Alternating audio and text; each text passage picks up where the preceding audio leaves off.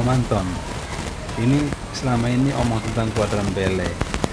Sudah sampai di mana perkembangan kuadran Bele? Oh ya, Esta. Eh, ini Esta bertanya ini baik untuk saya.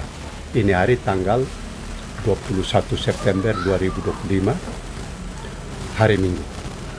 Dan Esta datang dalam kaitan dengan kemarin kan tanggal 20 September. Itu Esta punya tante, Ibu Judith Salasa, merayakan 70 tahun usianya.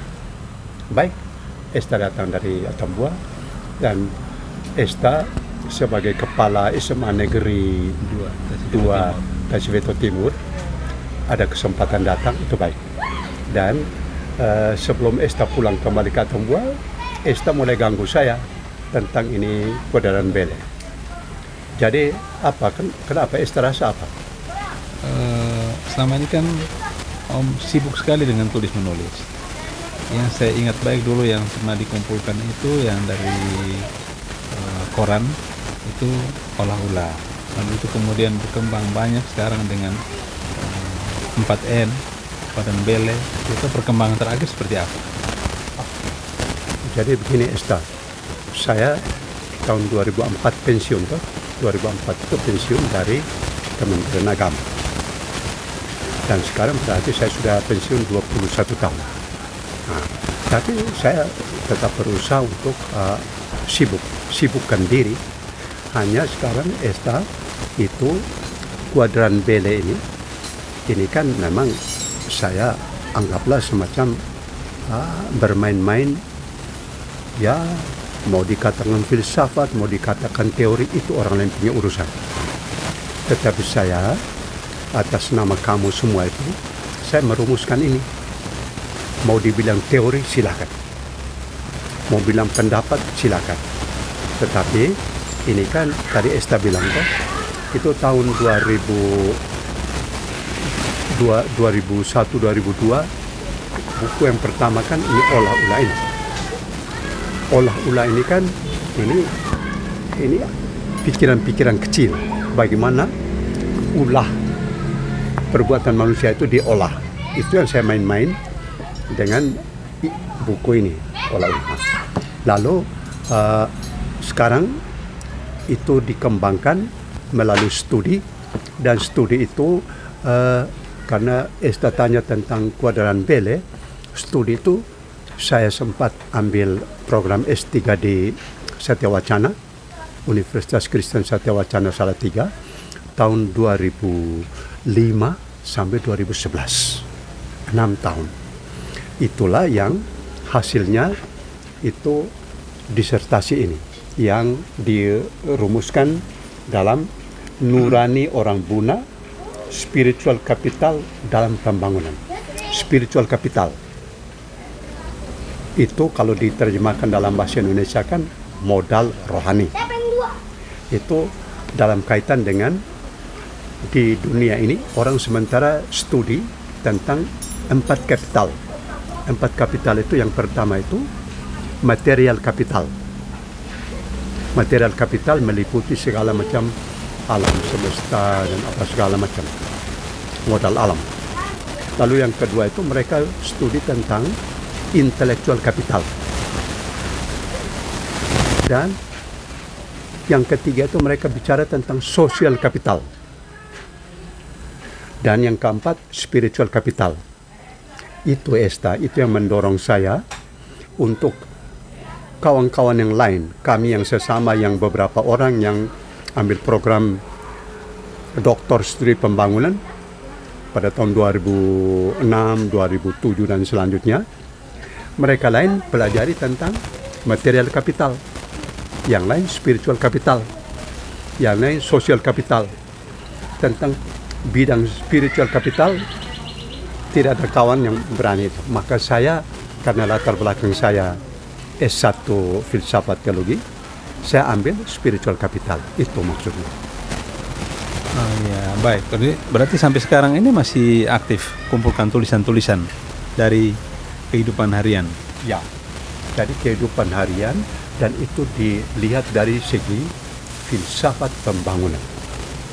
Dan kalau orang berbicara tentang filsafat, itu selalu orang bayangkan itu teori yang muluk-muluk, dan itu hanya cukup untuk orang-orang ilmuwan. Padahal saya mengartikan filsafat sebagai upaya manusia mencari dan mencintai kebenaran. Semua orang kan cari kebenaran. Semua orang kan mencintai kebenaran. Itu kan filsafat. Jadi saya sedikit ganjil, lain dari yang teman-teman yang lain. Filsafat sebagai ilmu silakan di Fakultas Filsafat. Tetapi filsafat sebagai upaya mencari kebenaran, mencintai kebenaran, itu setiap orang. Itu yang saya uraikan dalam buku-buku ini. Oke, ini Om punya gagasan ini agak ekstrim.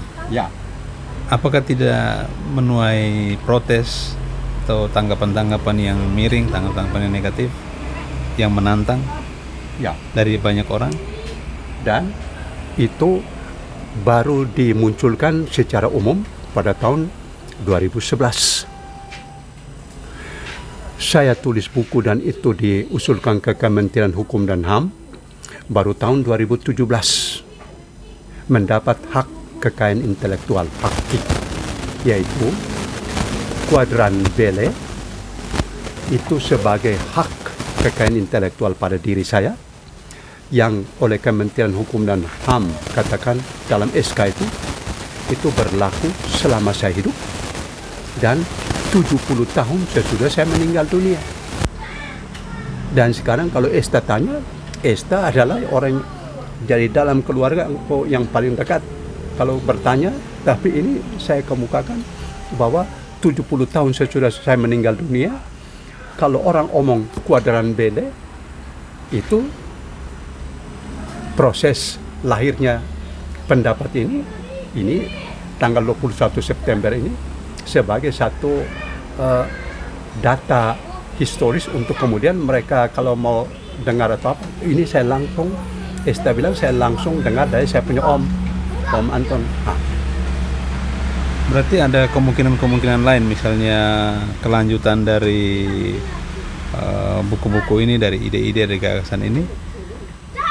Kalau misalnya besok lusa ada yang mengembangkan lebih lanjut, ada orang lain, selama tenggang waktu 70 tahun, dia masih harus berurusan dengan kita. Ya, itu tetap ini terbuka untuk dikritik. Dan selama 10 tahun kemudian bahwa ada pendapat baru silakan, tetapi selama 70 tahun sesudah saya meninggal dunia pun orang harus kutip, katakan itu dari Anton Belle. Itu maksudnya. Jadi itu bukan hak yang dimana mempertahankan ini pendapat saya, tidak. Pendapat siapapun saja itu terbuka untuk dikritik dan dikembangkan. Dan Esta ini secara nasional saya sudah pernah ceramahkan di itu para peneliti di Indonesia itu pada tahun 2017 di Jakarta di Universitas Mataram. Lalu kemudian tahun 2019 saya sudah ceramahkan ini karena ada dalam bahasa Inggris. Saya sudah ceramahkan di Roma di Universitas Sapienza. Di sana berkumpul 264 peneliti di bidang filsafat dan sosiologi sedunia. Itu 264 orang itu lebih banyak yang profesor, kami yang doktor itu 100-an. Nah, tapi dari waktu kami 264 orang itu diundang untuk konferensi internasional, International Conference on the Researches of Philosophy and Sociology. Researches itu para peneliti, itu saya diundang secara pribadi, bukan mewakili Indonesia. Karena saya punya artikel ini di jurnal internasional Belle Quadrant, pakai Q, Belle Quadrant. Atas dasar itulah saya diundang. Maka saya pergi ke sana pada bulan Mei 2019. Jadi dengan itu kan semacam mengumumkan. Lalu yang Esta tanya itu persis, ilmu itu apapun saja itu bukan mutlak. Jadi waktu itu ada profesor yang bertanya, ini 4 itu 4 unsur dalam bahasa Indonesia, tetapi dalam bahasa Inggris 4 factors. 4 factors, Jadi 4 factors itu kan di sini kuadran Bele ini itu saya mengemukakan pendapat dari filsafat pembangunan. Ini filsafat pembangunan, bukan teologi, bukan psikologi, tetapi dari filsafat untuk membangun. Manusia itu pembangun. Manusia itu pembangun memakai dalam dirinya 4 unsur. Unsur yang pertama itu nafsu. Nafsu saya artikan dalam dorongan untuk hal-hal yang baik, benar dan apa. Itu nafsu. Sebagai contoh, nafsu makan. Itu kan tidak buruk. Dan termasuk juga sampai kepada nafsu seks, kelahiran. Itu semua positif. Ini Tuhan yang berikan. Yang kedua itu nalar. Dalam diri kita setiap manusia ada nalar. Itu kemampuan berpikir, kemampuan mengolah. Lalu unsur yang keempat itu naluri, dorongan untuk bergaul. Dan yang keempat itu nurani. Jadi saya merumuskan itu, manusia terdiri dari 4 faktor. Nafsu, nalar, naluri, dan nurani. Itu yang diungkapkan dalam pembangunan. Membangun apapun saja. Pembangunan bukan membangun jembatan dan gedung saja. Anak kecil pun, dia sementara misalnya membuat permainan atau apa, itu membangun. Skalanya besar atau kecil bukan soal. Tetapi manusia itu adalah manusia pembangun. Ini. Kalau 4N itu dikaitkan dengan konsep yang selama ini digunakan, jiwa dan raga, bagaimana? Ya. Dijelaskan bagaimana? Jadi jiwa dan raga dan tambah roh. Itu dalam kitab suci dan masuk teologi. Itu saya tidak sentuh. Silakan. Saya kemukakan satu segi baru dari manusia ini. Lalu yang tanya ini dalam seminar pernah di Ledalorok juga ditanya bagaimana dengan itu teori itu tentang alam bawah sadar, sadar dan atas sadar. Saya bilang, itu dari Freud. Silakan, saya tidak sentuh itu. Itu semua adalah kebenaran-kebenaran ataukah pendapat-pendapat yang saya tidak bantah. Jadi kalau manusia terdiri dari jiwa dan badan, kita percaya. Itu soal iman. Badan fana, jiwa abadi. Dan apa? Dan saya mengemukakan pendapat ini, nafsu, nalar, naluri dan nurani, ini untuk saya abadi. Dan itu yang dihantam waktu ujian tahun 2011. Ini ajaran baru? Bukan soal ajaran baru, tetapi pendapat saya demikian. Karena waktu itu saya bela diri. Nafsu itu adalah dorongan untuk menikmati, untuk menggunakan dan kemudian senang. Nafsu itu Tuhan yang kasih. Lalu nalar, berpikir tentang Allah Tritunggal dan apa, itu semua dalam teologi. Itu nalar, karya nalar. Itu abadi. Dan kalau naluri, saya mau bergaul. Akhirnya dalam kepercayaan, kalau kita sebagai orang Katolik bilang ada para kudus di surga dan apa, naluri saya mau bertemu dengan mereka. Jadi kalau badan ini sudah terlepas dari ikatan waktu dan tempat, naluri saya masih tetap ada. Dan nurani, Allah itu maha kasih dan apa, itu. Jadi 4 ini dalam diri manusia, ini abadi. Ini merupakan hal yang aneh. Dan saya punya salah satu penguji, itu Pater Gregor, Dr. Gregor Nembasu. Dia katakan ini satu temuan baru.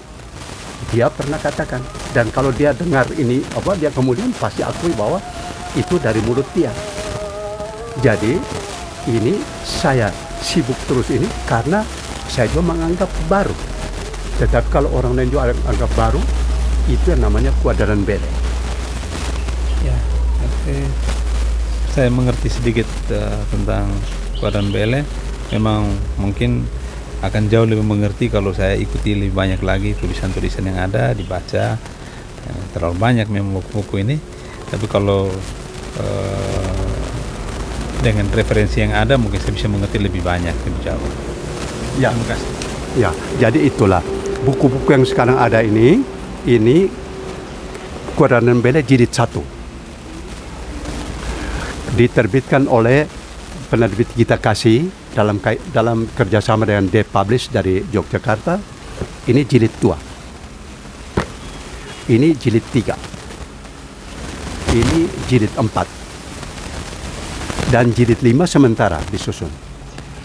Lalu kemudian ini ada satu edisi khusus. Filsafat manusia, 4 unsur kepribadian manusia, teori Quadran Bele. Itu sudah mulai ditulis, teori Quadran Bele. Diterbitkan itu dalam kaitan dengan The Publish di Yogyakarta. Lalu ini ada satu edisi khusus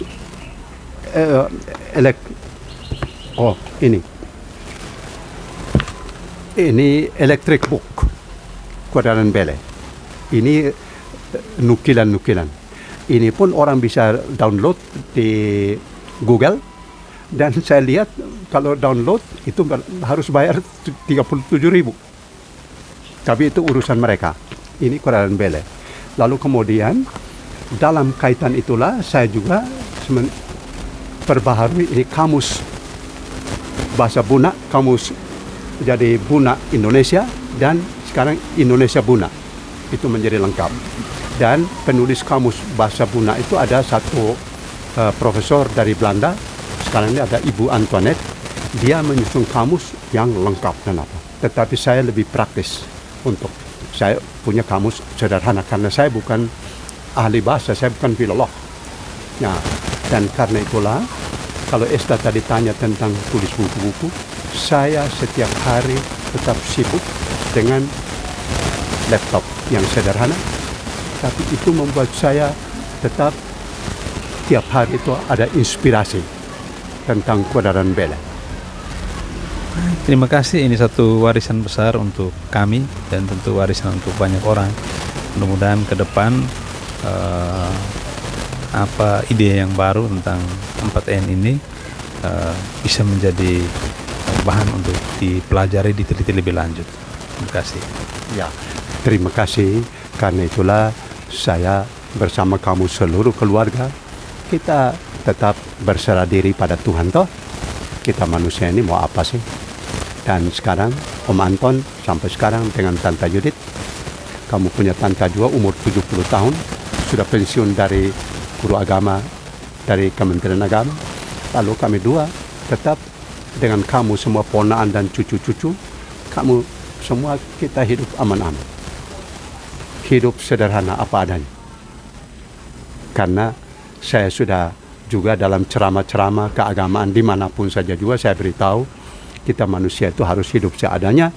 Kalau suami istri, suami memperoleh penghasilan untuk istri dan anak-anak itu secara wajar.